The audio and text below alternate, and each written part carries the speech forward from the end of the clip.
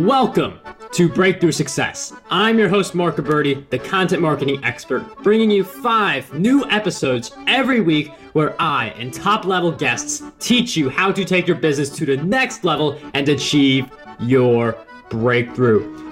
Hello, Breakthrough Success Sisters. I just wanted you all to know before the episode actually starts, I've been working a little bit behind the scenes to give you something really special. So a while ago, I wrote my book, Content Marketing Secrets, which helps people create, promote, and optimize their content for growth and revenue. And I just put the finishing touches together to offer that for free to anyone who is interested. So if you want your free copy of Content Marketing Secrets, all you have to do is head over to markgabberty.com/book. Now, let's jump right into the episode. We all have this vision of what our dream life would look like, the amount of financial freedom we have, the lifestyle, but some people, like that dream life can feel a little elusive. So in this episode, we're going to talk about some of the shortcuts we can take to living that dream life faster, because a dream life is something that you can achieve within your lifetime. So today's guest, she basically helps other people succeed and live that dream life. And actually, she was spurred by a determination to find financial and location freedom. That was the inspiration behind her eventually quitting her job, moving across the country, and eventually living her dream life. Now she helps inspired go-getters take the shortcuts that will allow them to reach their dream life faster. And she also gives them the tools they can use to monetize their passions. Today's guest for episode 263 of the Breakthrough Success Podcast is none other than Hanna Hermanson. Hanna, it is such a pleasure to have you on the show. 263 feels great. Thanks, Mark. Hanna, it is such a pleasure to have you on the Breakthrough Success Podcast and living the dream life, that lifestyle that we want to live. I feel like, everyone wants that. So we're going to talk about that, but let's get into some background. So can you share why you decided to help others take the shortcut to the dream life?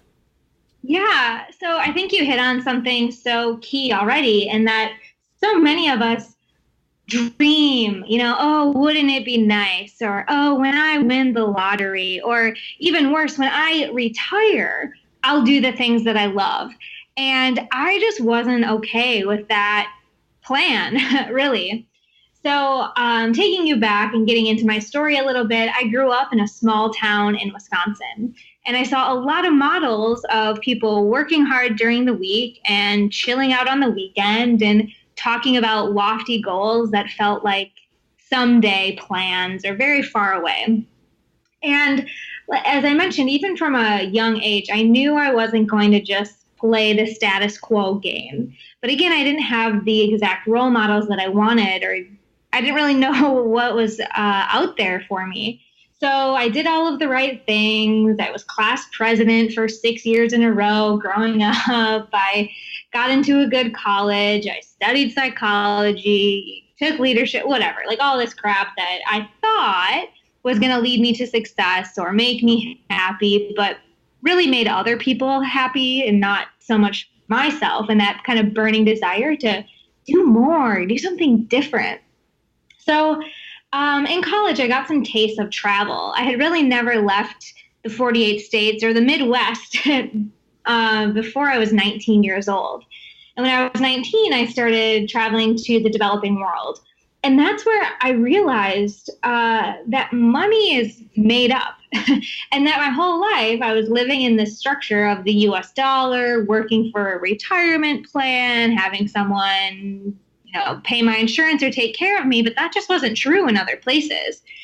So that was interesting. But again, I wasn't quite sure what my role in the world would be or how I would break free of this mold. But I wanted to help young people set big goals and achieve them. So I became an academic advisor, which I really thought would be great. I could encourage these college kids to go travel like I did, and we could set goals and make 4-year plans. And I quickly found myself repeating myself every half an hour, handing out the same prescription that I was so frustrated with. and really not seeing the progress or the light in the eyes of other people that I wanted to. So I tried lots of things.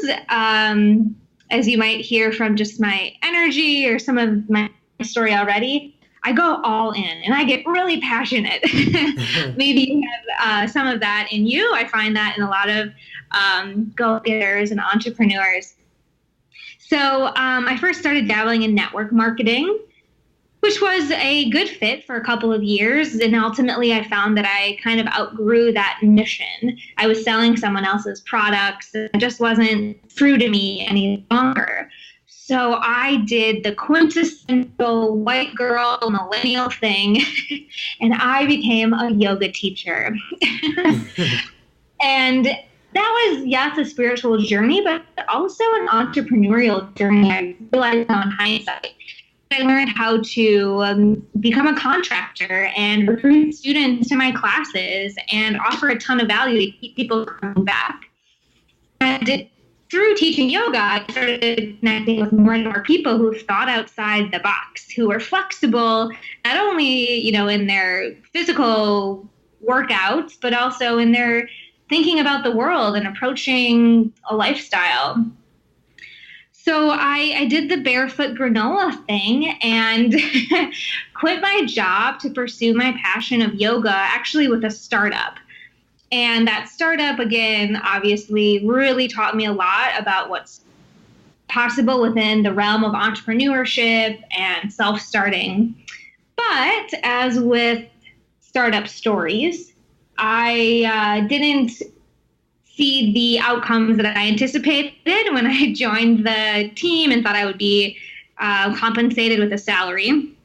That salary quickly went away, but I didn't lose my passion to unlocking potential in the world and helping other people get that sparkle, get that excitement of trying new things, of doing what they actually love and letting go of those traditional, conventional ideas that we've got to work for the man and count the hours until Friday, and that there are ways to support ourselves outside of those systems.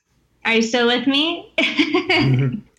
Yeah, and you went really deep, which is good because people get a really good idea for the backstory and how basically you don't have to stay in the same spot if you don't feel like you're fulfilled or you don't feel like you're creating the impact that you want. So I really liked how you went deep into your story, and you also mentioned how some people, they think, oh, when I win the lottery, when I retire. And I feel like people think that way because maybe they think their dream life is impossible. Maybe they think it's unattainable or they just don't know the steps. So we both know it's possible. We've seen it in ourselves. We've seen people we've come across. So how exactly, though, do we create a plan to reach the dream lifestyle for ourselves, but also create the plan in such a way where we actually believe that it's possible?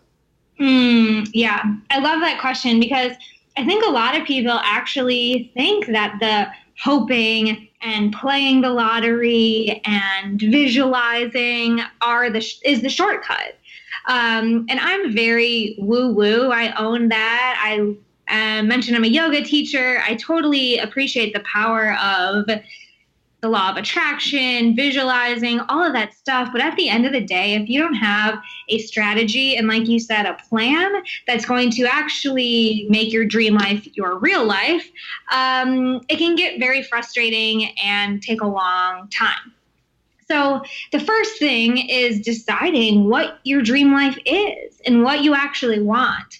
I speak with so many people who have very vague ideas, right? Oh, okay, I want financial freedom. I want to travel. I want my family to be taken care of. And I help my clients and people I talk to get crystal clear on what is it going to be like to wake up in your dream life.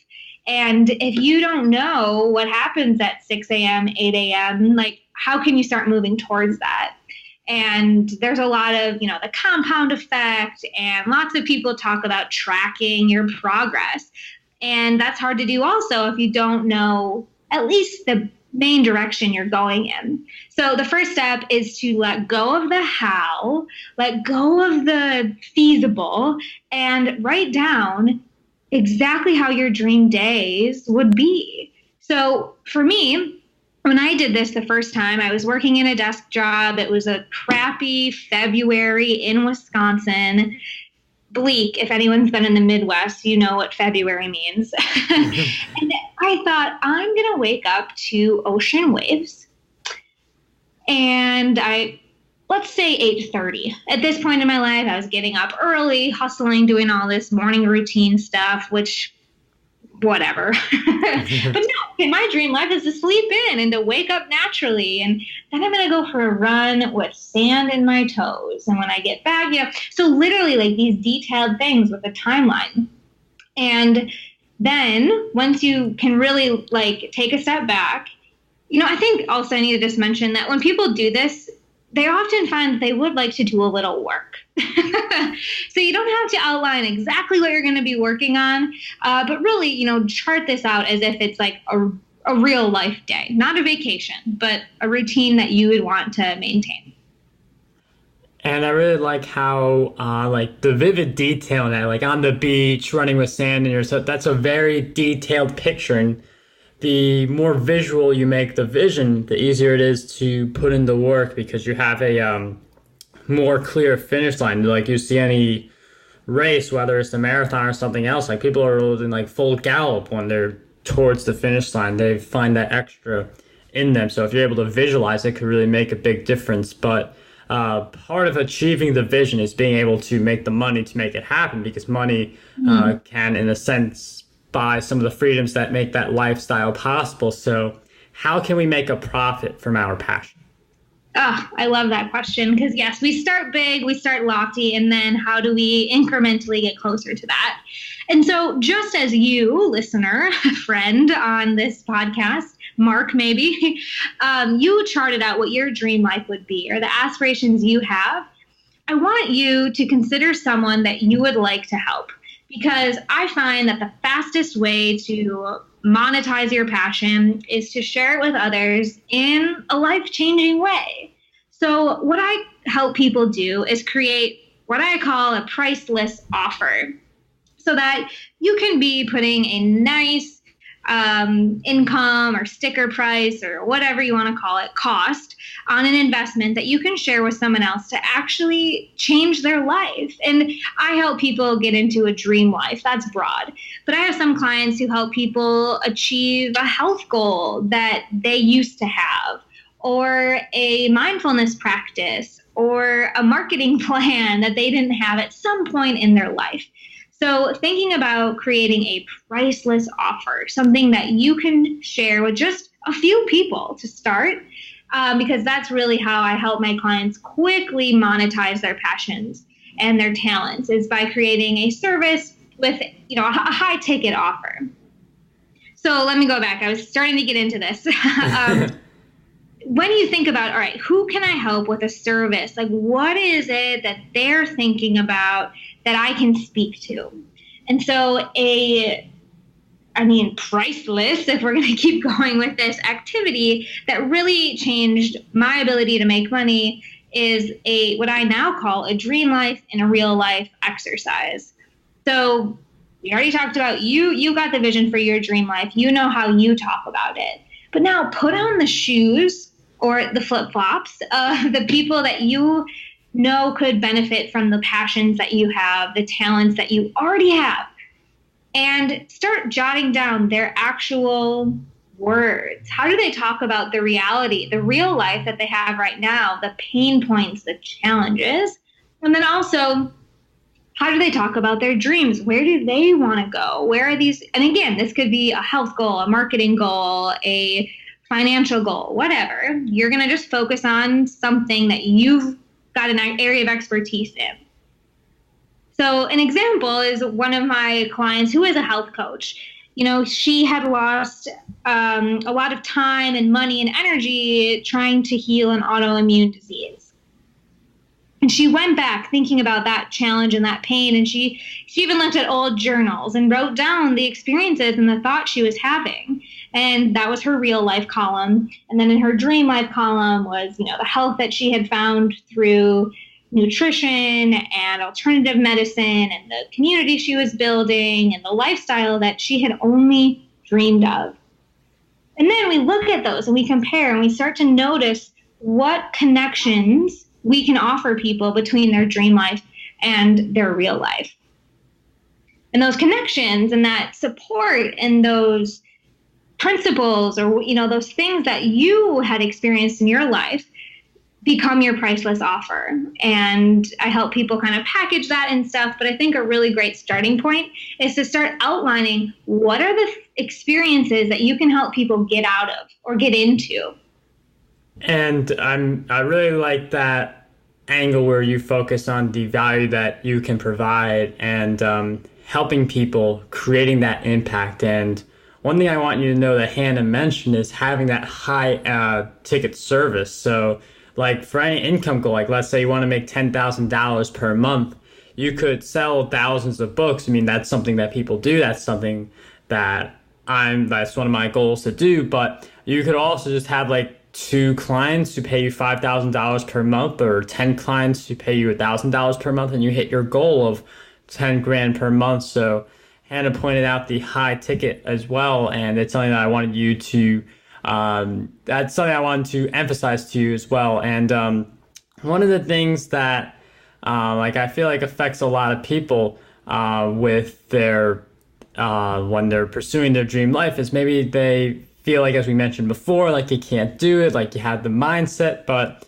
in addition to maybe limiting beliefs, what do you believe holds most people back to reaching their dream life?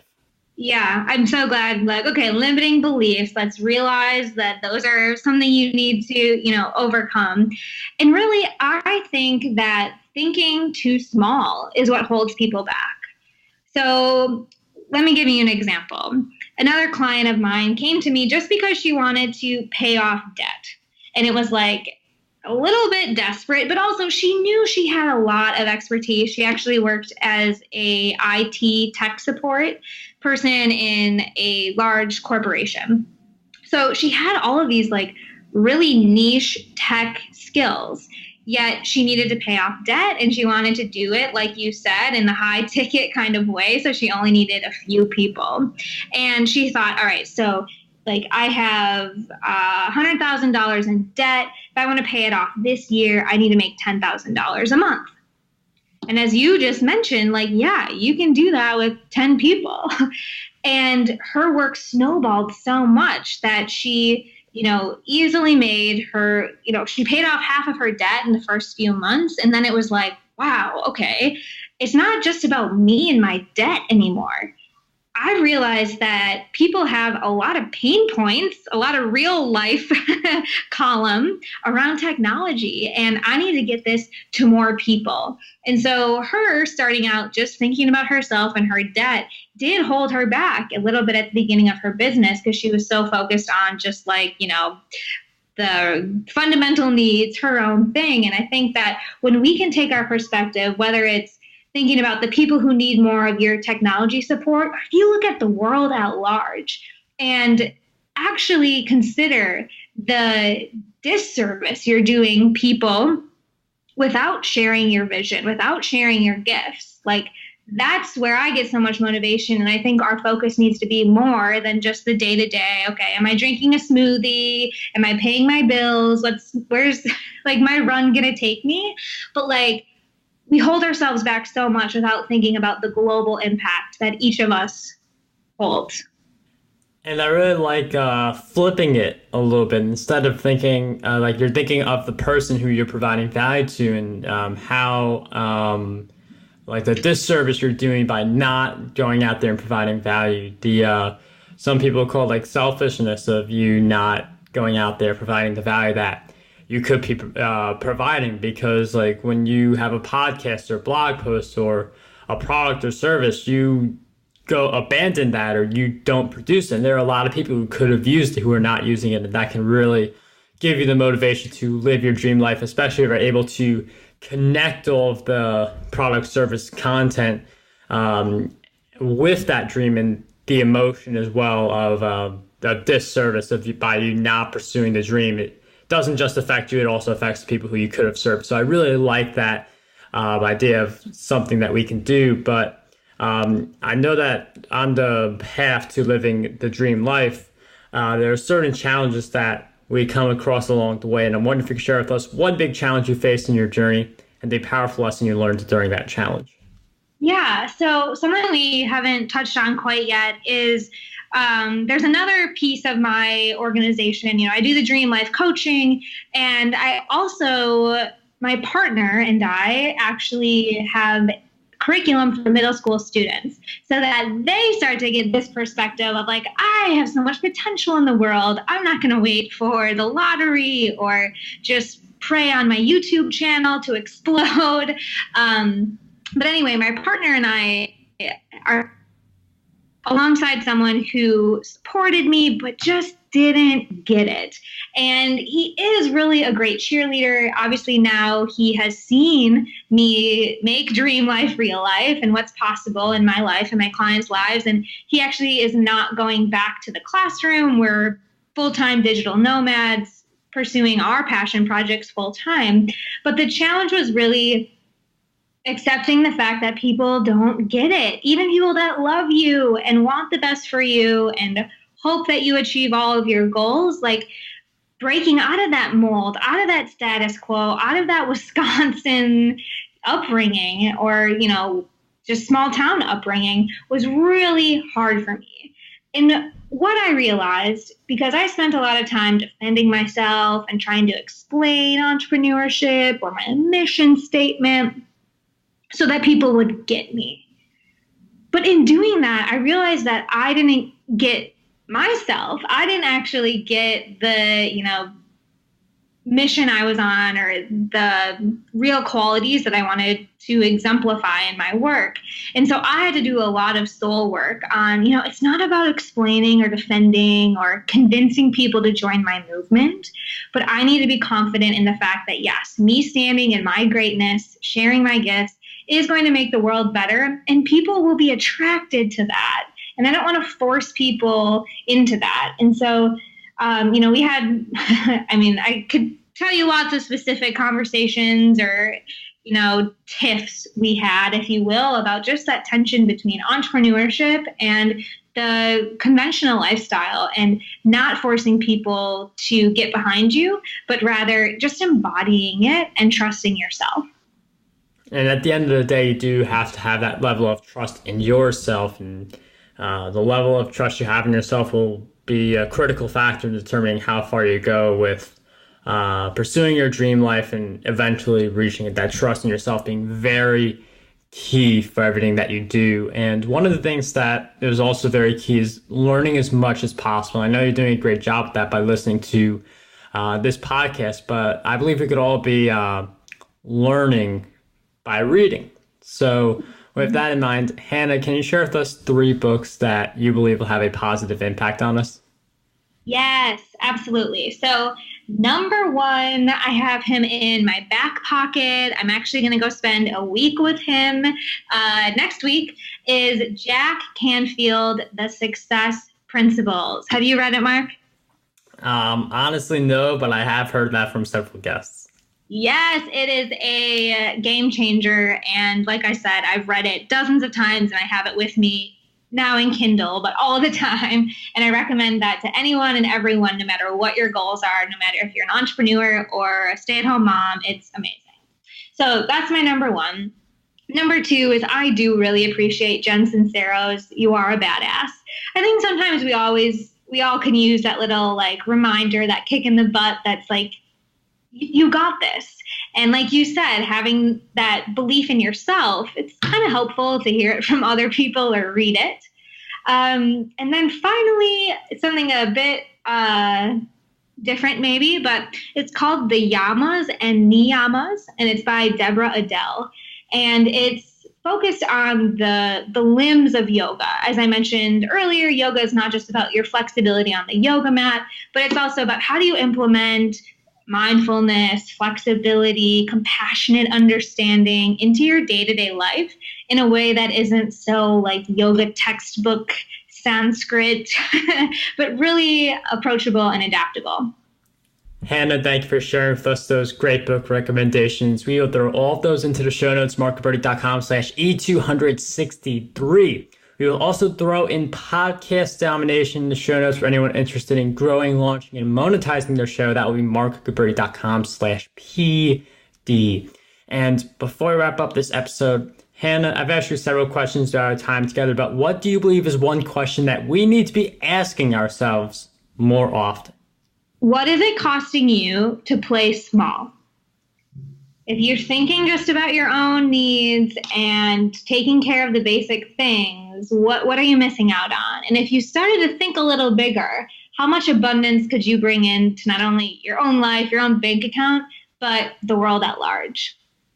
Hannah, thank you for sharing with us that question. And I just want to tail on this a little bit, but I was at Podcast Movement in July. I got to actually meet a lot of people, including Victor Manesh, who was a former guest on Breakthrough Success, and he told me at Podcast Movement that people who play small end up staying small. So you definitely want to think about ways to not stay small. And yes, take baby steps, but eventually you always want to be thinking big. So Hannah, thank you for sharing with us that really great question and all the great insights throughout this episode. And if you guys want to learn more about Hannah, she's actually offering a free 1-hour strategy call with either her or someone on her team. You can get that free 1-hour strategy call at dreamlifeisreallife.com/connect. Hannah, I can't thank you enough for taking the time to share all of your great insights with us. It was such a pleasure to have you on Breakthrough Success. Yes, great time. Thanks, Mark. How does over 100 retweets per day sound to you? My free ebook, 27 Ways to Get More Retweets on Twitter, has you covered. I use the methods within this ebook to get over 10,000 retweets every single quarter. To learn